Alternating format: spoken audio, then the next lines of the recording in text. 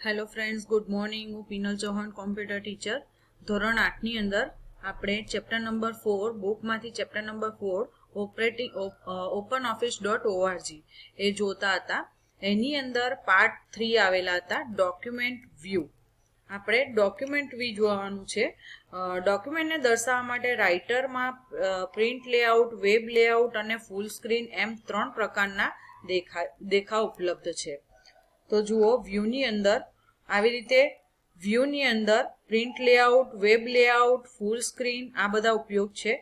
એની અંદર આ આપણું વ્યૂ ખોલવાનું મેનુ બારમાંથી. Print layout, web layout, tool bar, status bar આ બધા ડોક્યુમેન્ટ વ્યૂની અંદર છે. એમાં ફૂલ સ્ક્રીન પર ક્લિક કરીએ એટલે આપણી જે સ્ક્રીન છે તે આખી ફૂલ સાઇઝની અંદર ખુલેલી દેખાય છે. એને ફરી પાછું વ્યૂની અંદર પ્રિન્ટ લેઆઉટ છે, વેબ લેઆઉટ છે, તો એની અંદર ફૂલ સ્ક્રીન. એની શોર્ટકટ કી છે Ctrl+Shift+J. કીબોર્ડથી Ctrl+Shift અને J સાથે દબાવીશું તો પણ ફૂલ સ્ક્રીન થઈ જશે. ફૂલ સ્ક્રીન થઈ ગયા પછી આને ક્લોઝ કરીશું એટલે પાછી એઝ ઇટ ઇઝ સ્ક્રીનની અંદર આવી જાય છે. ત્યાર પછી આવે છે પ્રિન્ટ લેઆઉટ વ્યૂ. જો બદલવામાં ન આવ્યો હોય તો રાઇટરમાં પ્રિન્ટ લેઆઉટ વ્યૂ અનુસાર ડોક્યુમેન્ટ દર્શાવે છે. આ પ્રકારના દેખાવમાં ડોક્યુમેન્ટ જો છપાશે તો કેવો દેખાશે તેવો ડોક્યુમેન્ટ સ્ક્રીન પર દર્શાવાય છે. પ્રિન્ટ લેઆઉટમાં પણ ડોક્યુમેન્ટ ફક્ત એક પાના તરીકે, પછી બાજુમાં 2 પાના સ્વરૂપે અથવા પુસ્તક સ્વરૂપે પણ જોઈ શકાય છે. જુઓ, પ્રિન્ટ લેઆઉટ વ્યૂ એ કેવું દેખાય છે. પ્રિન્ટ લેઆઉટ વ્યૂ આની અંદર જ વ્યૂની અંદર આ કાઢી નાખીએ. વ્યૂની અંદર પ્રિન્ટ લેઆઉટ વ્યૂ પર ક્લિક કરીએ એટલે આપણું જે ડોક્યુમેન્ટ પ્રિન્ટ આવશે ત્યારે કેવું દેખાશે આવું.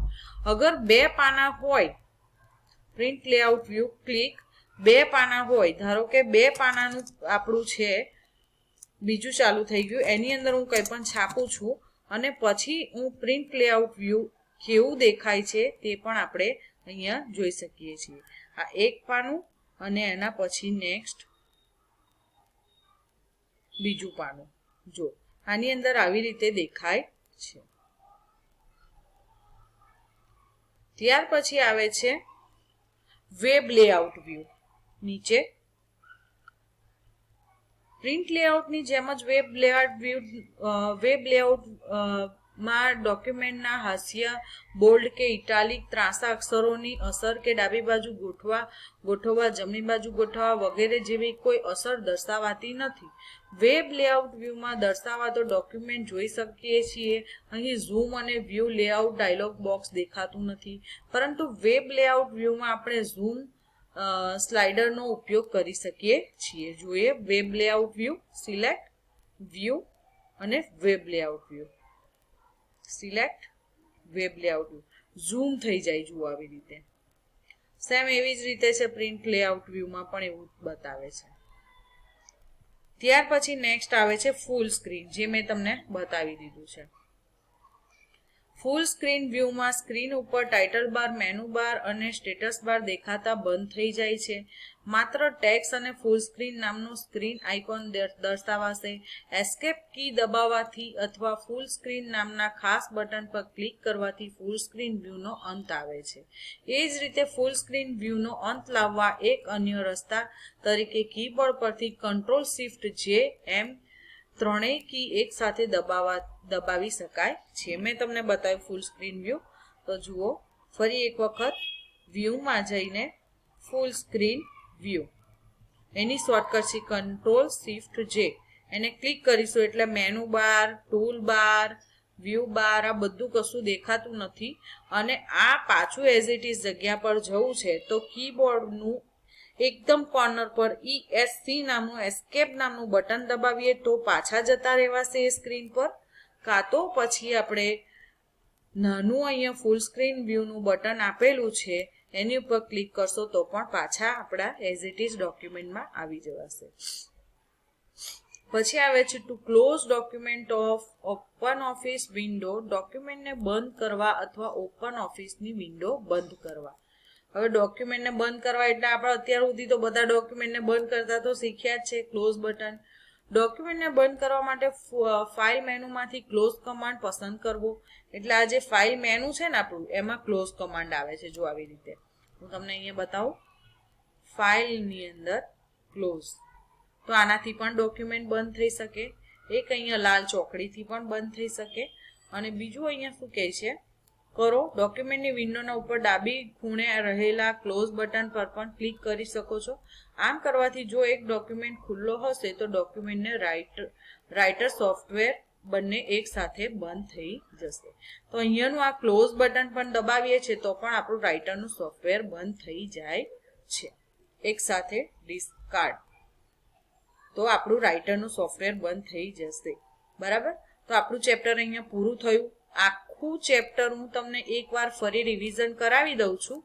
સ્વાધ્યાય તમારે નોટમાં લખવાનું છે. સ્વાધ્યાય લખો એ પહેલા ચેપ્ટરનું નામ, અને ચેપ્ટર આપણે આવેલા છે 7, બુકમાં 4 નંબરનું છે ચેપ્ટરનું નામ. ને ત્યાર પછી સ્વાધ્યાય હું તમને PDF મોકલીશ, એમાંથી જોઈને સ્વાધ્યાય તમારી નોટની અંદર લખવાનું છે. આ જ પાર્ટની અંદર હું તમને સ્ટાર્ટિંગથી જે પણ કામ કર્યું છે આપણે, તે બધું હું તમને ઓપન ઓફિસ રાઇટરની અંદર બતાવી દઉં છું. રાઇટર ખોલવા માટે સૌ પ્રથમ start button, all program, open office 3.1 અને ઓપન office.org રાઇટર. તો આપણું રાઇટરનું પેજ ખુલી ગયું. આની અંદર કોઈ પણ ડોક્યુમેન્ટ આપણે બનાવીએ છીએ, દસ્તાવેજ બનાવીએ છીએ કે મારું નામ પિનલ ચૌહાણ છે, હું ન્યૂ મોડેલ સ્કૂલ છું. બરાબર. આવી રીતે કોઈ પણ ડોક્યુમેન્ટ છાપ્યું.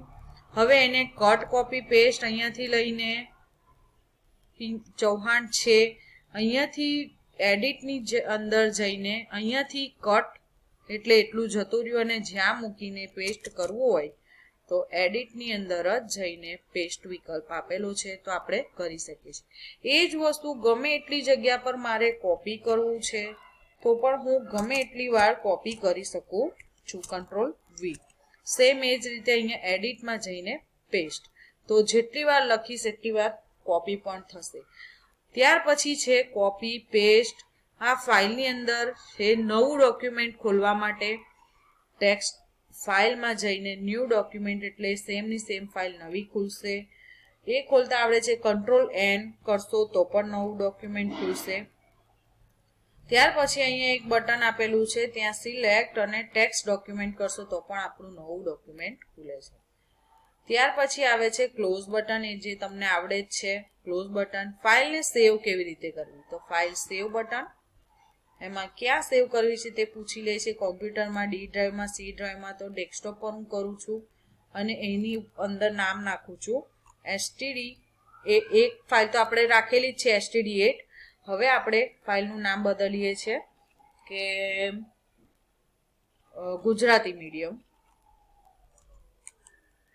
GMSTD8. બરાબર. મેં ફાઇલનું નામ ગુજરાતી મીડિયમ સ્ટાન્ડર્ડ 8 રાખેલું છે. ફાઇલ સેવ થઈ ગઈ. મારા ડોક્યુમેન્ટમાં ટાઇટલ બાર છે ગુજરાતી મીડિયમ સ્ટાન્ડર્ડ 8. આ ટાઇટલ બાર છે, આ છે મેનુ બાર, આ સ્ટાન્ડર્ડ ટૂલ બાર અને આ ફોર્મેટિંગ બાર. તો આની અંદરથી આપણે કંઈક પણ ફોર્મેટ કરવું છે, બોલ્ડ, ઇટાલિક, અંડરલાઇન. ધારો કે આ છે મારે બોલ્ડ રાખવું છે, એના અક્ષર મોટા કરવા છે. કંઈ પણ વસ્તુ સિલેક્ટ કરશો તો જ થશે. આ જ ડોક્યુમેન્ટની અંદર આપણે ટેબલ બનાવવું છે, તો ઇન્સર્ટમાં જઈને ટેબલ પણ આપણે બનાવી શકીએ છીએ. ટેબલ 2x2, કોલમ કેટલી રાખવી છે તો 4 અને રો 2. તો ઓકે બટન. તો ટેબલમાં આપણું ટેબલ તરીકે પણ આપણે કામ કરી શકીએ છીએ. જો તો આપણે ટેબલ રીતે પણ કામ કરી શકીએ છીએ. ફાઇલ સેવ કરતા પણ આવડી ગઈ છે. આ બધું અહીંયાથી કલરિંગ કરવું હોય તો ફોર્મેટિંગમાં જઈને અહીંયાથી જેને કલર કરવો છે તેને પણ આપણે કરી શકીએ છીએ. તો ઓપન ઓફિસ રાઇટર તમને આવડે એવી હું આશા રાખું છું. તો પાર્ટ 3 આપણો અહીંયા પૂરો થયો. આ ડોક્યુમેન્ટને આપણે આવી રીતે આખું એક ડોક્યુમેન્ટ તમારા ઘરે કોમ્પ્યુટર હોય તો openoffice.org સોફ્ટવેર લઈ લેવાનું અને એની અંદર રાઇટરની અંદર કામ કરવાનું છે. કોઈ પણ એક પેપરનું પાનું લઈને તમારે સેમ પેપરનું પાનું હોય એ રીતે બનાવવાનું છે. તો મારું ચેપ્ટર અહીંયા પૂરું થયું. આ ડોક્યુમેન્ટને ક્લોઝ કરવા માટે બે જગ્યા છે. એક તો ફાઇલ માંથી ક્લોઝ, એક અહીંયાથી ક્લોઝ અને ડિસ્કાર્ડ. તો બહાર નીકળી જવાશે. મારું ચેપ્ટર અહીંયા પૂરું થયું. જેવી રીતે મેં તમને સ્વાધ્યાયની વાત કરી છે તે સ્વાધ્યાય તમારે તમારી નોટની અંદર લખવાનું છે. હું તમને PDF મોકલી આપીશ. સો તમારે નોટની અંદર લખવાનું. આપણું ચેપ્ટર અહીંયા પૂરું થયું. Thank you so much.